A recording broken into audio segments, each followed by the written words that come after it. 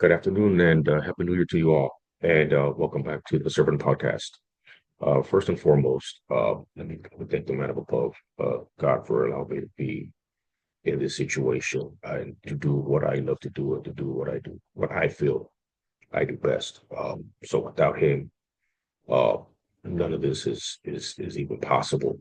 Um, um, just to give a background on myself, um, and not so much as myself, but the show in itself is I'm going to give uh, my opinions, uh, uh, my views, and my takes on things that are sports related. Not so much as just my sports teams. If anybody knows me, knows I'm not biased towards my teams. I say exactly what I feel is going on with my teams. Uh, I flaws, whatever. Um, I will, however, be a strong representation of the man that put me in this position, God, obviously, right? I would be a strong representation of my family. And what you will see is something you don't really see too much either is I would have a strong representation of my culture. What is that? Firstborn generation Mexican. Um, and I wear it proud of my sleeves. Um, I wear it, I wear it in my heart. Um, and you will see a strong representation of that. You will see just the way I carry myself. You will see there's times where I'll just down like this. You'll see me from time to time in just a regular baseball hat. There's times where you see me looking, how we do, derby, fedora, whatever. It's just me being me, me representing my culture, me representing my family, uh, uh, proudly. And that's what you will get from me. That's what you get from this podcast. Um, um, Again, I am an out of the box thinker. I don't think like everybody else. I am not everybody else. I am me. People don't agree with my opinions. People do agree with my opinions, and that's okay.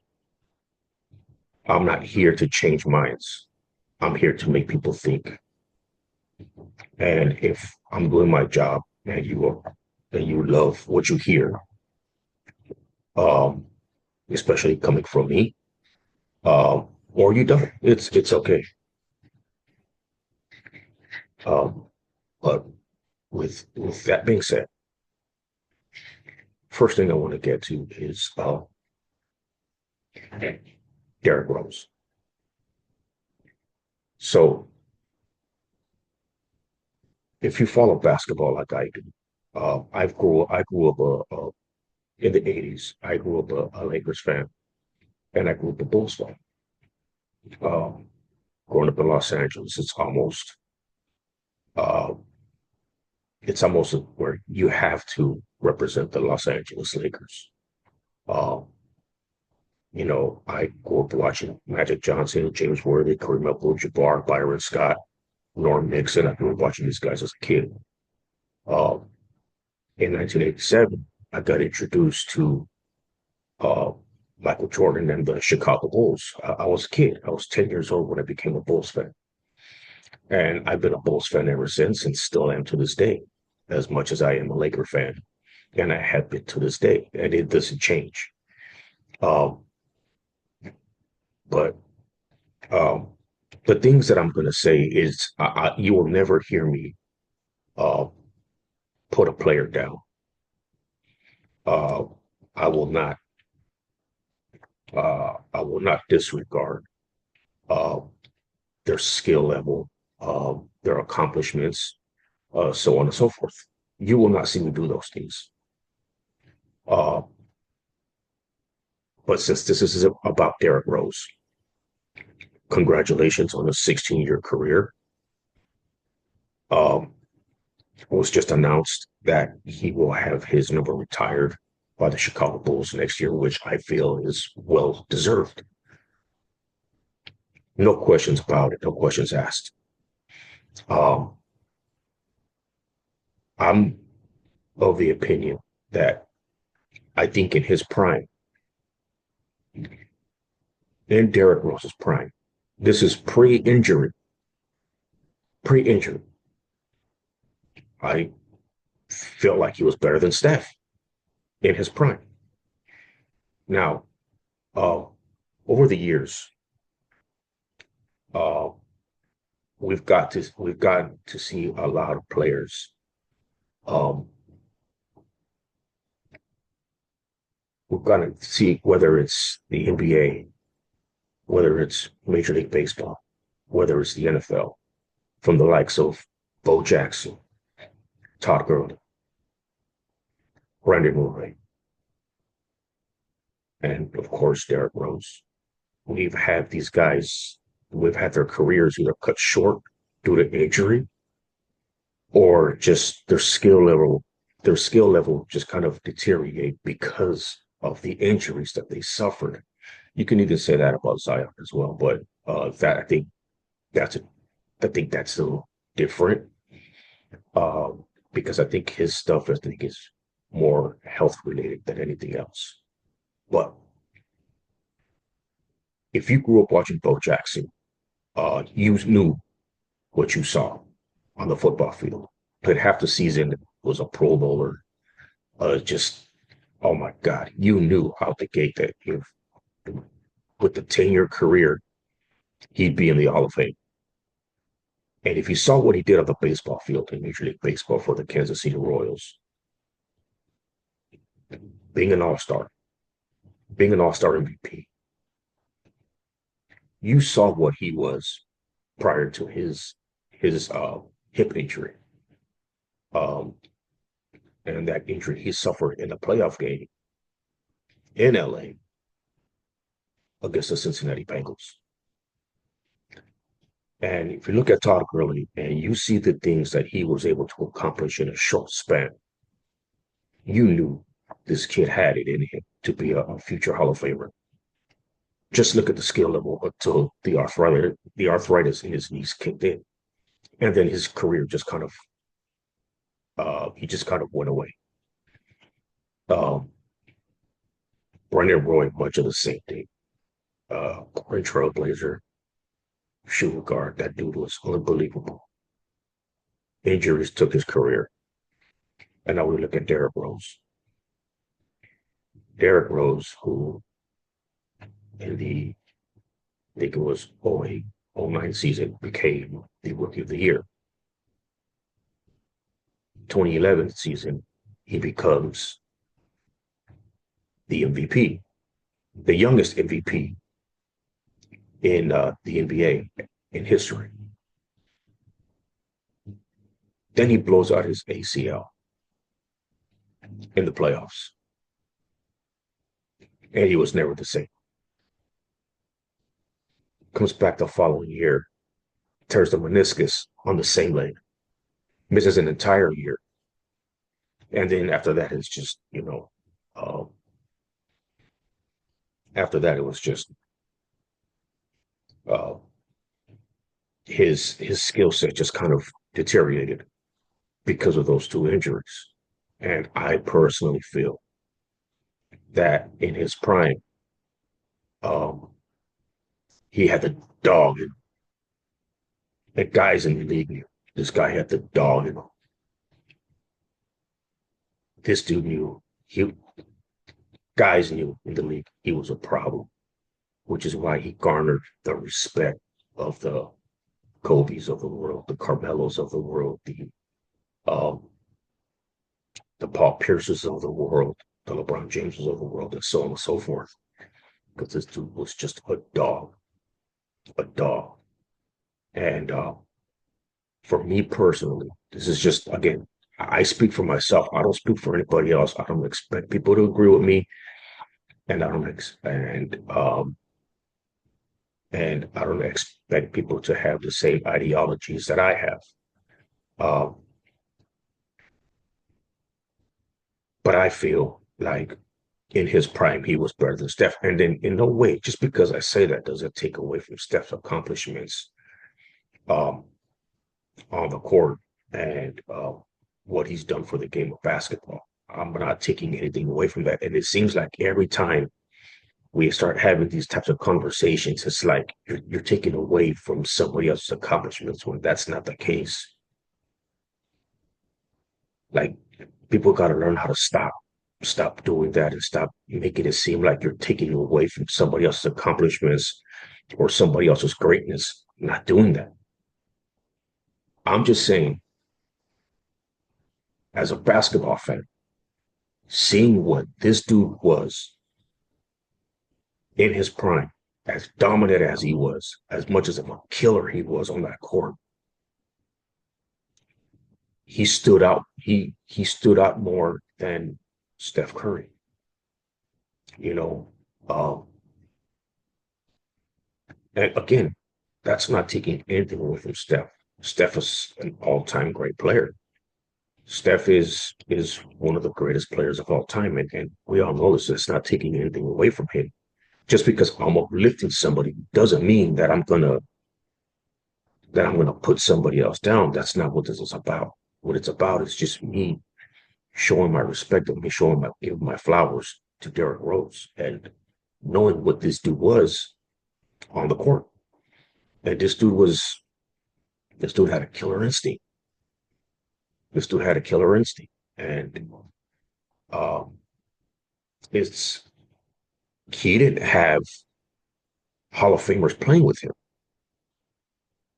He didn't. He has some great role players. Luol Deng, Tosh Gibson, Joakim Noah, and the list goes on. He has some great guys with him. And I think that only elevates him even more because he was able to do so much um, with less than Steph. Steph had obviously Clay. Steph obviously had Draymond, uh, JaVale McGee for a while, Steve Kerr, even under the tutelage of Mark Jackson. Again, it's not taking anything away from Steph or his greatness or his accomplishments or anything. It's that's not what I'm here to do, and that's not what I do. Again, my opinions are just my opinions. This is what I've seen. And he played both sides of the floor. He wasn't just an offensive threat, but he was a really good defender as well. Explosive, explosive. Uh, so with that being said, I want to just give a huge shout out uh, to Derrick Rose uh, and give him his flowers. He is well deserved of having his number retired by the Chicago Bulls. I don't think anybody else outside of Michael Jordan was more deserving of that than Derrick Rose.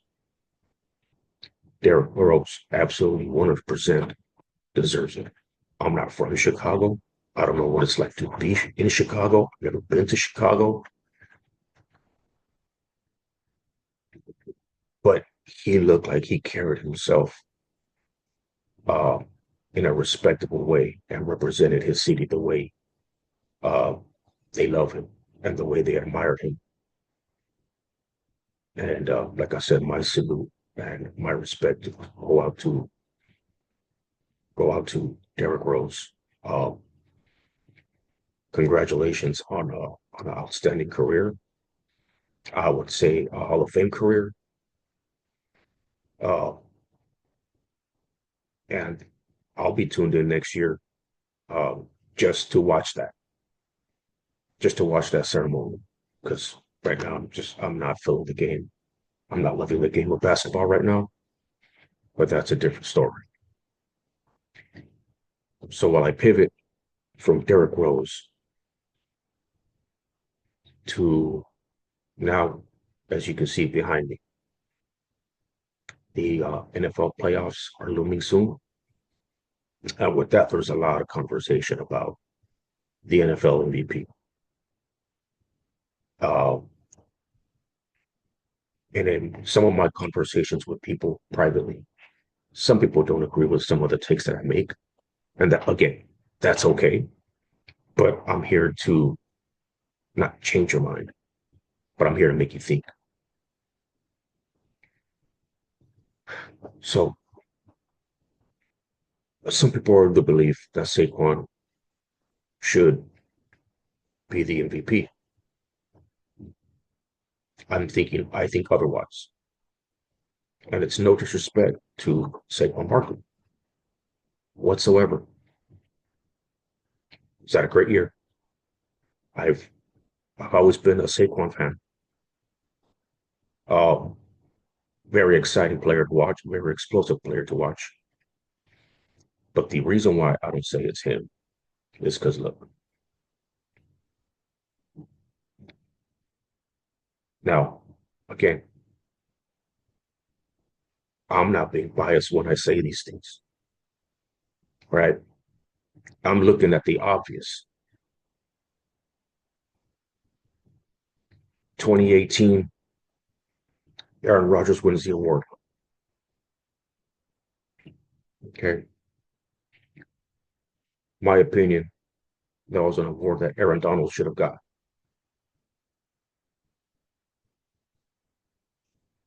And you may say, well, you're only saying that because you're a Rams fan, but I'm not. Aaron Donald is the first player in NFL history to record 20 and a half sacks as a defensive tackle.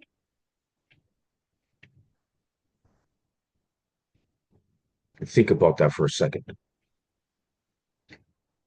First player in NFL history to record 20 and a half sacks from the defensive tackle position. Guys who normally average 20 and a half sacks are either outside linebackers or defensive ends, not defensive tackles. Not defensive tackles. This man did it while facing double and triple teams every game.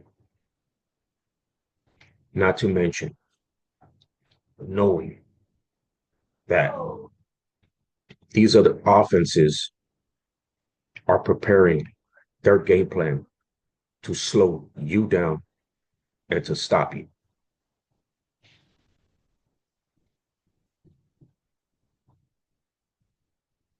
And he still managed to get 20 and a half sacks from a position that nobody has ever gotten 20 and a half sacks. That is nuts and that is insane.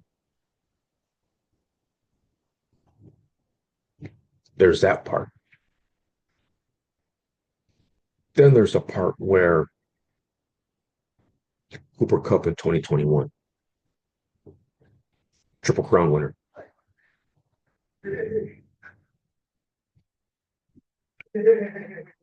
Should have won Rookie of the Year. I'm sorry, not Rookie of the Year, MVP. Did it. Who won? Aaron Rodgers. Now, if you want to go Triple Crown winners, Steve Smith should have gotten it. Megatron should have gotten it. But the type of things that Cooper Kupp did that season and the way he did it, how he did it, spoke volumes because he was the topic of conversation the entire season. That man got screwed. That man got robbed. And then you got, excuse me, last year,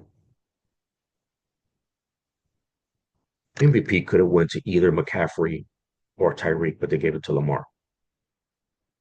Do I feel like Lamar was more deserving? No, I don't think so. I don't think he was more deserving than those two other guys. I really don't. Because we saw what those two guys did. Now, I'm not arguing that Saquon shouldn't get it. I'm just saying that if he gets it, it's unfair to those guys before him that did it. Because in those individual, it just if we're looking at by season, right, and not just in its totality as a whole, now those guys should have won MVP those seasons. Whether it's Aaron Donald, whether it's Cooper Cup, whether it was either McCaffrey or Tyreek Hill last season. So if those three or if those four gentlemen didn't win it, Saquon shouldn't get it either. With all due respect. Now, if those guys would have won the awards in those seasons, then yeah, give it to Saquon.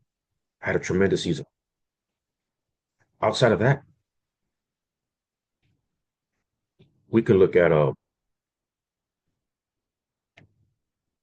Jared Goff has had an amazing season.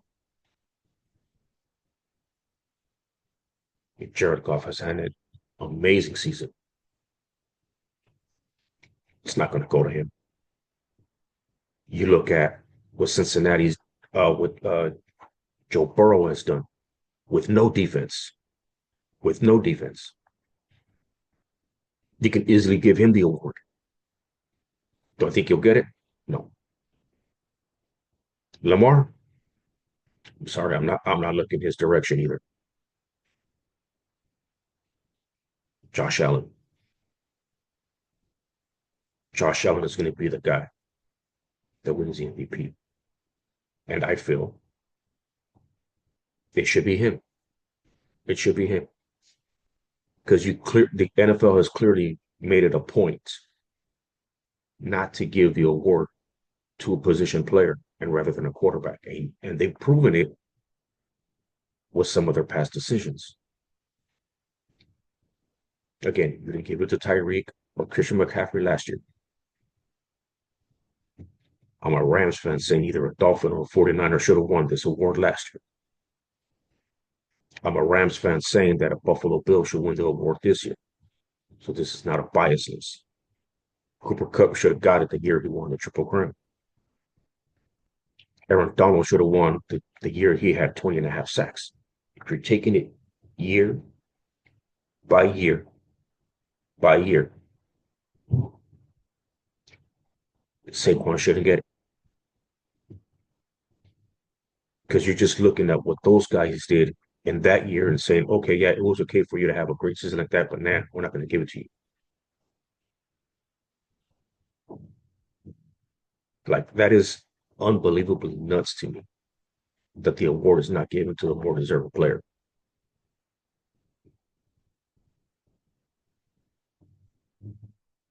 But in this case, you can argue that Josh Allen is deserving, and I think he is. He's had a great. He's had an MVP season. I know. I seen it firsthand.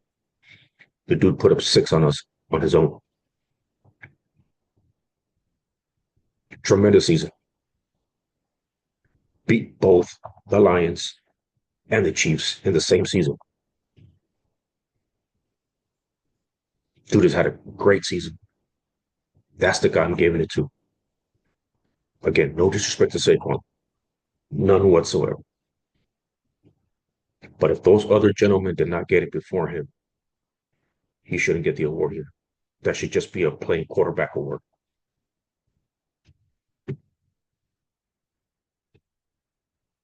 Let me know what you think. Let me know if you know if you agree with some of the things that I've said. If you don't, it's okay. Let me know you disagree as well. I'm okay with it. Let me know you disagree. I'm all right with that.